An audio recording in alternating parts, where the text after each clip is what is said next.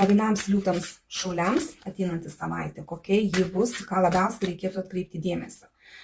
Bendras fonas, pagrindinė nuotaika, jūsų nusiteikimas. Kas ateina į jūsų gyvenimą? Darbai, jūsų veikla, finansai. Santykiai, tiems, kas porose, kokie bus santykiai. Vienišiems, kas pas jus. Ką verta paleisti? Kas teiks džiaugsmą ateinančią savaitę? Ko pasisaugoti? Ir patarimas, kaip produktyviau praleisti savaitę.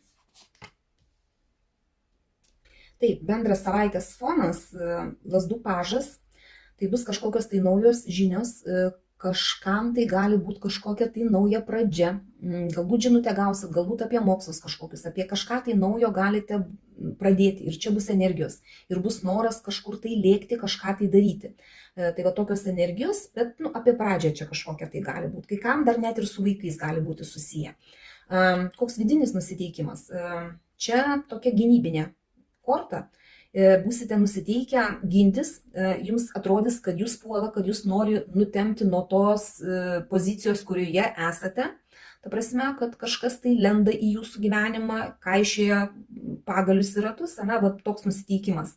Ir čia nepamirškit, kad jūs galite apsiginti, čia jūs turite tiek energijos, kad ir galite ir atsikirsti ten, kur reikia, ir pasakyti kažką tai savo gynybos atžvilgiu, nes nebūtinai puolimas yra fizinis, gali būti ir žodžiais, kad puola, Žodžiu, tai va, toks nusiteikimas vidinis bus, jūs busit pasiruošę pakovoti už save.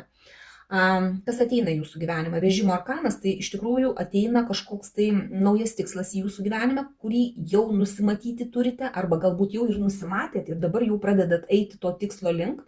Kai kuriems gali būti kelionė, kai kuriems gal net ir pradžia kažkokia tai nauja, dėl to, kad energijos tokios savaitės. Kai kuriems gali tiesiog būti su automobilio įsigijimu kažkas tai tokio, galbūt nusipirksit automobilį naują, ar nebūtinai automobilį, galite net ir ar motociklą, dviratį, bet kažkokią judėjimo transporto priemonę, kažkokią tai.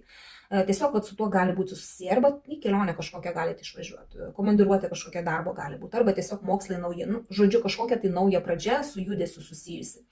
Gali būti darbai, jūsų veikla, čia gali būti kai kuriems darbo kursai, tobulinimosi kažkokie tai, bet irgi ir su savaitės energija susiję, gali būti kažkas tai naujo, gali būti šiaip kažkoks tai, kad ir vadovas darbo arba kolega darbo, kuris suteiks jums kažkokius tai pamokymus, žinias, kurios bus jums naudingos. Va čia kažkas tai tokio gali būti. Pinigai tokie iš jūsų žinių irgi ateis, ta prasme, kažkokie tai pinigai tokie kaip visada. Nėra čia labai didelių, nėra labai taip, kad visai reikėtų taupyti. Tokie kaip visada, kaip tradiciškai jūs turite, bet čia labai daug gali, būti susiję su kolegomis, kurie protingesni už jūs, kurie gali jums duoti žinias, arba patys galbūt į kažkokius tai kursus galite eiti, kažkas tai tokio.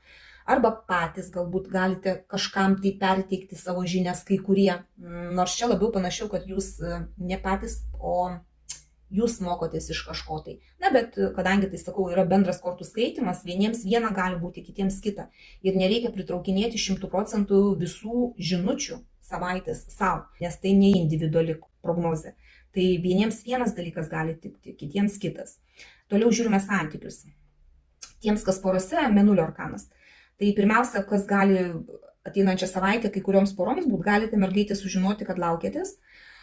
O šiaip tai čia yra toks arkanas, tokia energija, kai jūs būsite kažkokiuose tai gal ir baimėse truputį, ir nežinojime, ir tiesiog čia irgi dar kartojasi, kad jums atrodys, kad galbūt net ir ne tik jūs, bet ir jūsų pora gali kažkas tai iš aplinkos pult, apkalbėti, apkalbos kažkokios gali būti. Čia irgi yra tokia vidinė nuojauta, gali būti, kad kažko nežinot, kažkas neaiškaus tokio, tokia būsena bus.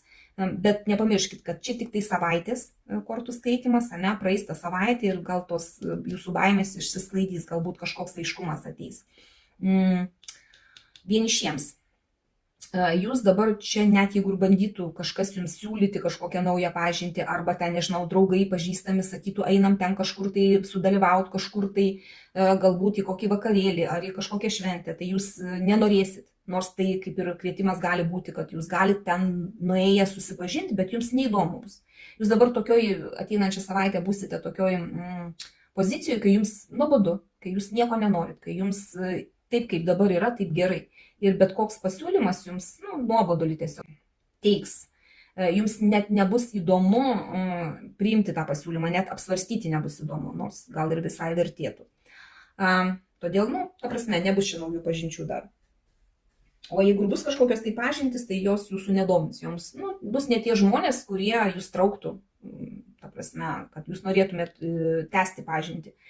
Ką verta paleisti? Vyrukams visų pirma reikėtų paleisti savo buvusias. Jeigu yra kažkam tai kažkas tai tokio, paleiskit bent jau ateinančią savaitę, tiesiog, pagalvokit bent jau apie tai. O šiaip reikėtų paleisti šaltumą, tokį galbūt netgi ir kritiškumą kitų atžvilgių, tokį apskaičiavimą, kažkokių strategijų kūrimą. Čia tiesiog nereikia elgtis galbūt pernelyg šaltai, pernelyg apskaičiuojant viską, pernelyg svarstant, dėliojant taškus ant į, kažkokį nukirtimą gal, ne? Čia šaltas arkanas, tai reikėtų pagalvoti apie tai, kad gal vertėtų kažką tai ir paleisti iš jūsų gyvenimo.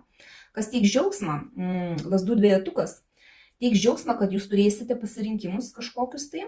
Dar tų pasirinkimų jūs ateinančią savaitę nepadarysite, bet jau jūs bent jau džiaugsitės, kad yra keli pasirinkimai, kad galite iš to ir iš to rinktis. Dar čia tos kortos kaip irgi ateina jūsų gyvenimą naujas kažkoks tai tikslas. Galbūt čia reikės jums rinktis kažką tai, ne? Galbūt mokymai kažkokie, kad ir darbo ateina, ar pasiūlymai kažkokie, tai galbūt reikia truputį kvalifikaciją pakelt, kad galėtumėt gauti geresnę vietą, ir jums teiks džiaugsmą, kad jūs galite iš to rinktis.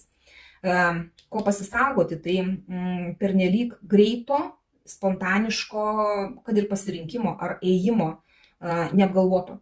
Čia nereikia jums greitai priimti sprendimų. Jeigu čia reikia galvoti, tai dar kitą savaitę ir galvokite. Reikia jums naujo kažko tai, ar vis dėlto sėdėti prie to, ką jūs turite jau, ir turite apgalvoti neskubėdami. Tiesiog nereikia jums spontaniškumo ateinančią savaitę. O kaip praleisti produktyviai laiką patarimas, tai nebijokit imtis kažko tai naujo. Nebijokit pradėti kažką tai naujo. Čia vėlgi apie tikslus, naują kažkokį tikslą nebijokit nusimatyti. Bent jau tokia savaitė bus. Priimkit tik tai, kas rezonuoja. Ir man labai įdomi jūsų nuomonė apie tai, ar yra gyvenimo sritis, kurios pasigendate mano savaitės prognozėse. Jei taip, tai parašykite, kokia ta sritis ir kodėl jums ji būtų naudinga. Galbūt įtrauksiu aš į tolimesnius kortų skaitymus būtent ir tą sritį. O šį kartą dėkui jums už jūsų laiką, širdutes ir iki sekančio karto.